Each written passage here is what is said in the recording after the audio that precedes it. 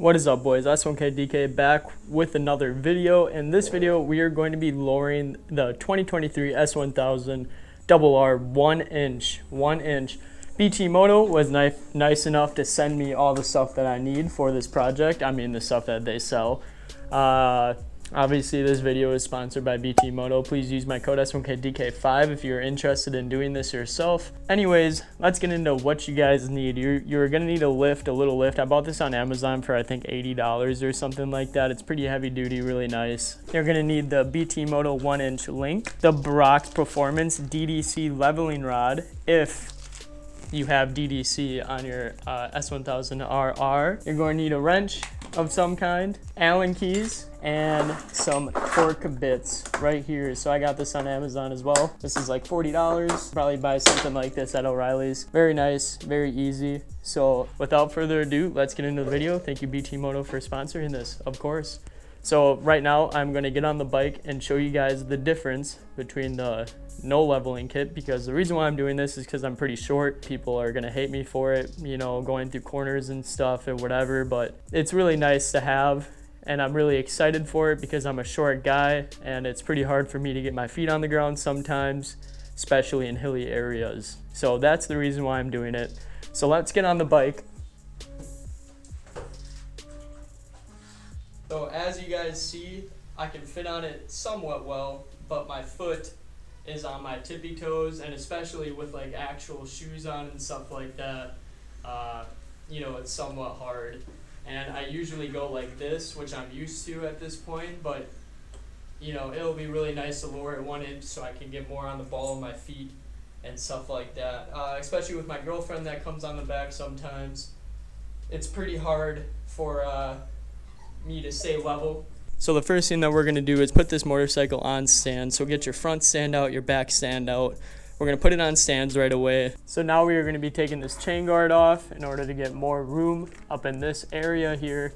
So this right here, it looks like a Phillips. So I'm going to use a Phillips. So once you have that other bolt off, there is one right here. You can't really see because of the lighting, I'm sorry. This is a T25. All right, so once you got this bolt out up here and this bolt down here, this is a Phillips.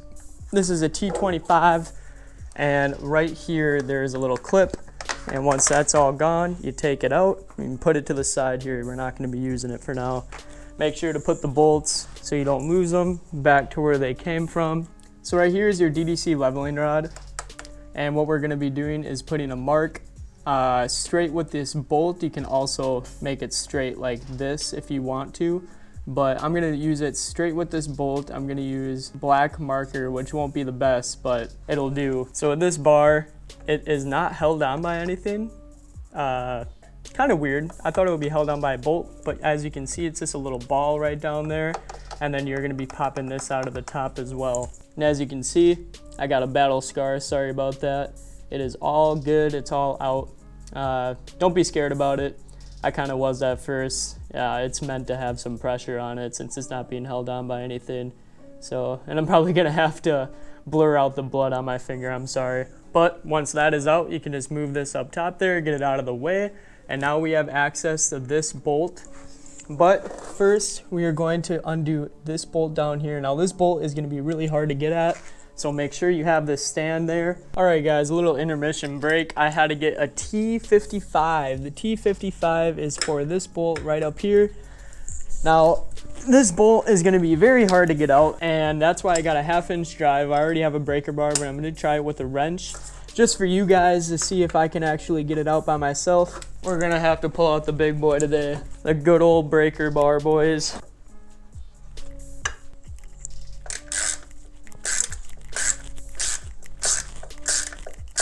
That was actually pretty hard. So I had to use a breaker bar for that, and as you can see, there's a little bit of blue thread locker on there, and that is why I have somewhere around here blue thread locker as well. So we're gonna have to reapply that, clean up the bolt really nice. So this is a T55, had to use the breaker bar. Make sure to play around with this a little bit, put it up or down. If, you know, whatever seems easier taking out, it definitely is. So that was actually pretty hard. But as you can see here, the suspension is now out. That is why we need this support bar back here. Sorry boys, I lied. We're not going to be doing this bolt right away. We are going to be getting this bolt up here. I'm really sorry about the lighting. It's pretty deep in there. It's pretty dark in there. This is also a T55. So in order, obviously you can't get your wrench in here, or if you can, you know, whatever. But we are going to be moving up this jack. And while I move it up, here, I'm gonna level the camera out so you can see it a little bit more. You guys get my chair for the camera. As I move up this jack, you're gonna see the whole bike is gonna be moving up, and it's pretty easy to lift up now. And that bolt is gonna be coming closer and closer to you. However, when you lift up the bike, you have to keep an eye on your stands here, because I just lifted it up too high and I noticed that this started moving up away from the jack, and you do not want that, because all of a sudden your bike's gonna come tumbling down, right? So as you guys can see, I am loosening up the bolt now. This one is nearly not as hard as the last one, but still got to get it loose. So just like that, and you're gonna have to wiggle your wrench out of there, because it is such a tight space. You guys really can't understand how tight that is in there, because pretty soon you're going to be like hitting the wall when you take out the bolt, and you do not want that. So now, since we have the top one loose, we are going to get the bottom one right here. We're going to get that loose as well. All right guys, as you can see, I had to get the breaker bar on there, which is actually pretty surprising. I didn't think you need a breaker bar to get it. The problem that I was having is that when I was lifting up my wrench, trying to get this bolt loosened up, this whole back piece was genuinely lifting up because the suspension isn't hooked in. So I was thinking that maybe I had to, you know, hook back up the suspension and stuff like that, but that is not the case. I just had to get my breaker bar in there and really give it one big, kind of like an impact, like a big sudden move on my breaker bar, and it came loose. As you can see, I got the bottom one out here. That actually took a lot longer than what I thought, and now I am running into a struggle of how the hell do I get this top bolt out, because my driver or my wrench keeps hitting this side when, you know, I'm trying to take this bolt out. So I'm gonna phone a friend here, I'm gonna call a buddy, see what he did, and I'll get back to you guys in a little bit here. So we ended up taking out the top bolt. We were able to. The bottom bolt was really easy to take out because there's a lot of room right here, but the top bolt, there wasn't a lot of room at all. So we had to go to O'Reilly's, and we had to get one of these very shallow wrenches here with a shallower T55 to get up in there.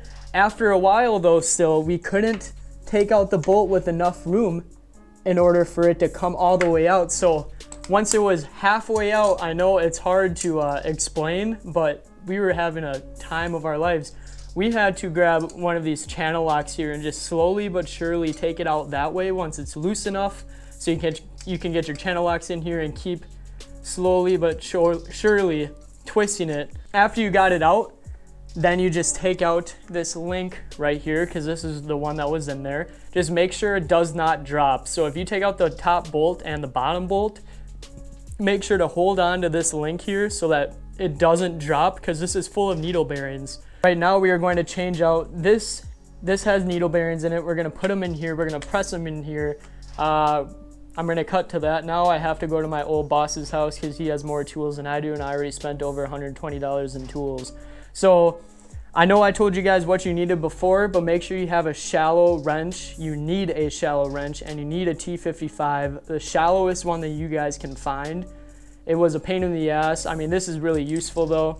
So it's not like you guys are only gonna use this tool one time. So that's what we needed.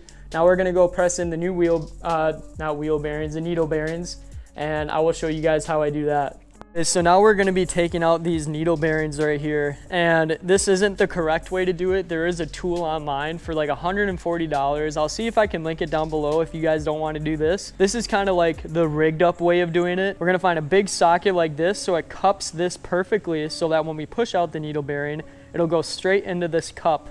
And then we are going to find another socket. So for us, 11/16 works perfectly of fitting in there, so that when we press down on the clamp, because we're going to use a C-clamp, it'll fit and go right down and push it into this socket here.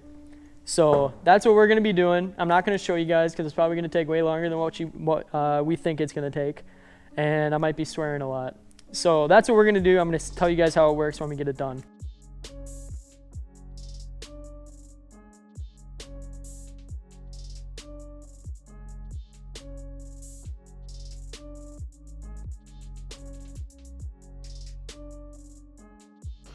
All right, so we got that out. That wasn't the correct way of doing it, but it actually works super, super well. So if you guys don't want to buy a $140 bearing press that you guys are only going to use one singular time, try to find a C-clamp laying around, try to find a deep socket. Doesn't matter what size, as long as this fits around the ring perfectly and there's enough room on the inside for the bearing to drop into. And then you find one of these, like I said, an 18mm worked for us, and that it will fit perfectly in there so that it only presses down on it. And there we have it. Now we're gonna lube this up. This is the new link compared to the old. You can see that it is dropped down by a pretty significant amount. I'd say that's about an inch, maybe a half an inch there, but this is gonna be dropped down an inch for sure. This is what we're gonna be putting in instead of this. So now we're gonna get some grease this up, and put the new bearings, or the old bearings, sorry, back into here. Yeah, so I'm gonna do that. We're gonna trial and error the first one, and I'm gonna record the second one for you guys. We actually ended up using the vise right here on the table so that we have it perfectly even with the bearing and this. We put grease in here. This is a really easy way of doing this. Make sure to have like a softer kind of thing so the bearing isn't with the metal here. So we have this piece of wood in between to make it nice and soft. Now we're just gonna put it in so it's flush, and then we grab the 18mm or whatever it was, 8mm, and we push it in the rest of the way at doing that. So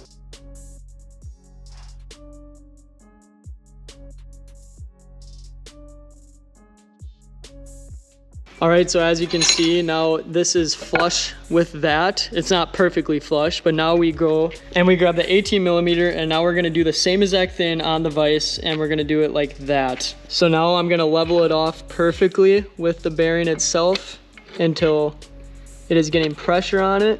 Now we want it around the halfway point, so feel free to stop whenever you want and check, just like what we're gonna do right now. So you can see that is pushed in, and on that side it's pushed in pretty much evenly. It doesn't have to be absolutely perfect, it just has to be within, you know, reason, right? So now we have both of the new the old needle bearings pushed in there. You can see the little bit of grease. You don't have to wipe that off or anything, and now we should be good to go. Does that look good to you, Alex? Yeah. Now we're gonna put back in these rubber seals. They're really easy to put in. You just put them in with your fingers and press them in until they're nice and flush with the needle bearing, not flush with the link, just like that. So now I'm gonna finish this. We're gonna go back to my garage and we're gonna put this bad boy in, which is gonna be hopefully easier than taking it out. So we'll see. All right, so we ended up getting this link in. It was way easier putting it in than taking it out. So we put the top bolt in. Let me move this quick. We put this top bolt in way before, and we kind of tightened it down as much as we could. And then we mess with this level thing here, kind of move it up and down until the link fit. This bolt went in through this link, and then we tightened down this bolt all the way. We didn't torque it down yet, but we tightened it down. And then now we raised it more, and we were able to get at this. So now I'm gonna torque them down. I'm gonna put the torque specs on the screen. You guys know how to torque down a bolt if you are doing this by yourself. Torque down the bolts, and then I'm gonna put marks on the bolt and this, and I'm gonna check them after 5 rides or whatever. Make sure that these bolts do not move. I also put blue Loctite on these. Very easy to do. It's way easier putting it in than taking it out. So if you guys think that, you know, you're really close to taking it out, you guys think maybe I should give it to a shop or whatever to finish this job, seriously, so close to finishing it. So do not feel intimidated, because putting it in, like I said, is way easier than taking it out. So we're gonna torque this down, tighten it down, and then we're gonna move on to the front of the bike. This bottom bolt down here, we're gonna put that back in, of course, right? We're gonna put that back in. I'm gonna put the torque specs for this bolt right on the screen here. That'll be very easy. You're just gonna have to move this up and down until this hole matches up with the suspension hole. So very easy to do. You guys can do it, I promise you can. You just need the right set of tools and maybe a buddy here and there for an extra set of hands, but yep. All right, so now we're gonna put some blue thread locker on the bottom on all of the parts that all the bolts, that we're putting back in. We put just a little line of blue thread locker. I bought this on Amazon, pretty cheap. I think it was like $9 or something like that. Huge bottle. And now we are gonna put that bolt in to the bottom there. And you might have to mess with this just a little bit to get it lined up perfectly, back and forth, to make that hole fit, just like that. So now it's in, and that is also a T55, of course. So now we're gonna torque this down. Torque specs for these, for the Link, and there was 73 foot-pounds of torque. Yep, 73 foot-pounds of torque, or 100 Newton meters, whatever it is. We're in America, we don't use, we use fucking bald eagles. Foot-pounds. Yeah, we use bald eagles for torque specs. But now we're gonna torque down that bolt right in there, and we'll be good. So the DDC rod, so obviously we are gonna need a Brox one. This Brox one, BTMOTO sells them on their website, but you do not get a discount code, so my discount code will not work for this because they do not make this, Brox does. So like I said before, how we were supposed to mark it, how it's perfectly aligned. This is different from the OEM one. The OEM one had the ball and it comes in on this ball. So now we're taking the balls out, and you can see right here, we took this one out. It was a 10mm on each side, super easy to take out. Just get a wrench and an open ratchet or whatever, and you'll be able to take it out. Take this one out, and then they provide you with a little bag of goodies down here, and you put in the new ones. So we're gonna take this ball out, and we'll get back to you when we have it out, putting this one of these ones in. As you guys can see, we have this perfectly aligned with what we made our marks with on here, which is good. Now, no video shows you guys this, so I'm definitely gonna show you guys this. In order to get this DDC rod on, like I said, you have to take off those balls, and then in here on the top, you see that spacer? That spacer goes on the inside for each one. So spacer on the inside, spacer right there on the top, and then nut, bolt, bolt. There's no nut on the bottom half. So we made it perfectly aligned. You tighten these down. This is a 1/2 inch. This is a Allen wrench. And then on the back, the nuts are a 10mm. Very easy to do. Definitely the easiest part of the back half here. Yeah, so now we're gonna work on lowering the front. Super excited. Let's show you guys how to do that. All right, guys, so we're gonna be lowering the front end. And to do that, we're gonna see the bronze here. And we have our caliper. And we wanna bring this bronze up flush here with the caliper, and that's how we'll know we're at 1 inch. All right, guys, so in order to lower the front end of the bike, we already got our measurements good. We are going to loosen 2 of those bolts down there on the triple tree on each side. They're on the same exact spot. They're right by my finger there. As well as right here, there is a bolt. Those bolts down there, by the way, are T25. This bolt, I'm not really sure, and there is one on each side here. So there's one right here as well. All right, guys, so this was kind of a hassle. You'll figure it out. You have to loosen up these 2 bolts there, raise up the jack in the middle, and then you can see it will lower, and then you take your tool, measure out a perfect inch on each side. Make sure it's perfect. Do not settle for less. Make sure it's perfect on each side. Torque down these, what was this? 14 foot-pounds of torque? 14. Yep, 14 for those 2 bolts on each side. And we're all good. You can see now, well, pretty soon, I'm gonna end the video and show you guys the difference between before and after. You can definitely see the difference in the front here. It is definitely lowered just a tiny bit. It still has clearance on the bottom. The 1 inch isn't as big as the 2, obviously. There's still some kind of things that you have to look out for. Huge potholes, look out for them, otherwise you're gonna hit your oil pan. BTMOTO, actually, if you were to plan on lowering it 2 inches, BTMOTO makes a billet oil pan that is lower than the headers. So if you were to scrape, you're not gonna hit the oil pan.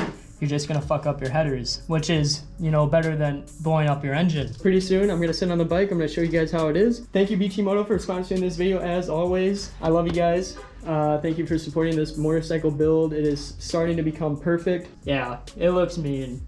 It looks mean. This probably took us around 4 hours. Keep in mind, we were recording. We came through a little bit of roadblocks ahead, but I tried to make sure to record everything that you guys would run into roadblocks as well. So you could have the right tools right away besides going to O'Reilly's or AutoZone halfway through your stuff. So this is gonna be my first reaction of sitting on the 1-inch lowered 2023 S1000RR. I can already see visually the difference, and I am now on the balls of my feet. I genuinely am on the balls of my feet. Before, as you guys saw, I was like that. Now I'm on the balls of my feet. It's feeling a little bit better. It's fitting me better. If I wanted to, I could drop it 2 inches, but I don't want to go through the cutting and all that stuff, because if you drop it 2 inches, you have to cut in the back. This is going to be a lot better for me personally, especially when Abby's on the back.